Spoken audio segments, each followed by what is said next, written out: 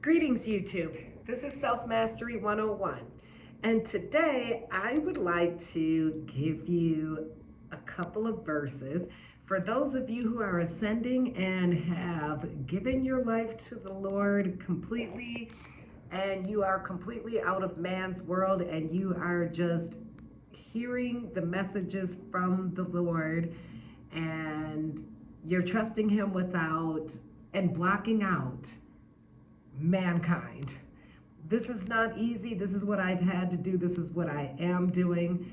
A lot of times when you first go on this journey, because the Lord takes you, it's basically a rapture, and the Lord takes you under His wing, and now it's time for you to fly away with the Lord. And you will get so many naysayers, family members, anytime it's a human being with that spirit inside of them. It's, you just have to tune out the loud noise. Tune them out because they know absolutely nothing. They, and people who are going against what your spirit is calling you to do. Those are the people that, right there, those are the people that you just must cut off. Make sure you don't argue with them. Tell them okay, and then just block them on everything, because they're never going to understand. When you're going through an ascension process, it's very few people that truly understand. They'll tell you, oh, go out and get a job. Well, that doesn't work. When when the Holy Spirit has everything completely blocked in terms of those type of opportunities, because there's something way better, and it's more, and it goes with your spirit, and it feeds you and not human. It doesn't feed the male or female ego. It doesn't feed those egos. So for the first quote, the first lines is First John, and this is First John 2:15-17. So this is great when you're first going on your journey, because when the Lord, I opened this up automatically to the page, and I wasn't even trying to find a verse. This is what the Lord said to me, and I knew I was on the right track.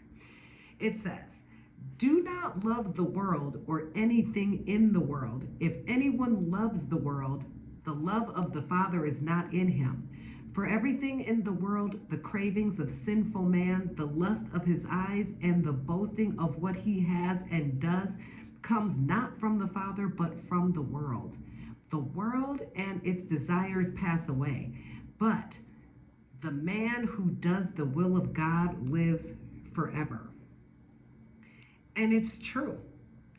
Like, if you figure, like, your possessions, your things, they can go away just like that. You just never know. This is a temporary world. Everything in this physical world is temporary, but the Lord is forever. And His works is forever. His works are forever. And there are different layers of earth. There's different there's different everything. There's different levels of everything.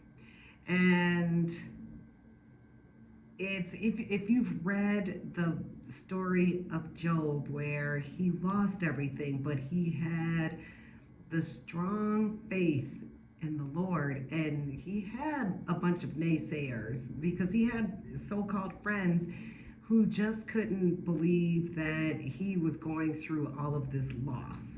And he had a wife who told him to curse the Lord, and he said, wow, she's a foolish woman to say to curse the Lord. And when everything was said and done, Job passed all of his tests. He endured through a lot. He got sick, and he lost his children, he lost his flock, he lost his workers, he lost his estate, he lost everything. The Lord blessed him way more, tenfold. He blessed him with a new family, children. He blessed him with his estate, his money, his flock. Everything that he lost, he gained it back and then some. Plus, he lived 147 years. And many people were there. There were some naysayers who were sitting at who sat at the table with him. And the Lord made these people come to Job and provide. And at the end of the day, the Lord is the creator, and even Job, he even questioned the Lord with all of the things that he was losing and everything that was going on. And the Lord who is the creator basically let him know he's the creator, and there's things that he does that Job is not going to see that the Lord sees. And that's the same when a person is going through this type of a journey and going through this human spiritual growth and this experience. It's so much more rewarding when the Holy Spirit takes a hold of you. There is no way. The Holy Spirit took a hold of me, and I could never, even when I was working with man, for man, under man, all of that, and with family, I could never relate to anybody. And it was, every time I spoke to mankind, it felt like I was outside of my body because I did not know how to relate, because the Holy Spirit was always with me and guiding me. And then man was trying to kept me, it was like man kept me anchored. And then once I lost my very final job, that's when I decided to never go back to mankind, never go back to corporate America, and to flow with the unknown. And it just feels so much better. So many people were trying to get me to stop, and I'm an unstoppable train, and there was no way I was going to listen to man ever again. And man, they still keep saying, get a job. No, I'm done with humankind. There's nothing anybody can do for me. And I don't want human recommendations. I don't want human advice. It's God and God alone who's been supporting me and who's always with me. He protects me, he provides for me, and he understands everything. And it's to the point where now I barely talk on the phone now because my spirit no longer goes with humans. It goes with the Holy Spirit, and that's it. And those of you who are ascending, I know you understand exactly where I'm coming from, because it's not even lonely.